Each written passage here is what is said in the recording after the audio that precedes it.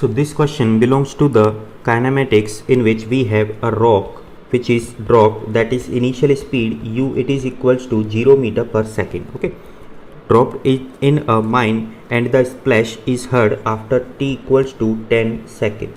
Okay, and we have given that velocity of the sound, or a sound takes negligible time. The time taken by the sound, it is very negligible, that is we can take it as 0 second. Okay, to travel up the mine shaft. So we have to determine the depth of the shaft, that is d. Okay, and we have to determine how fast is the rock falling when it hits the water. Okay, so means final velocity of the rock, vr. Okay, so understanding this, the meaning of this term, the sound takes negligible time to travel up the mine shaft. So it means the velocity of sound is much higher,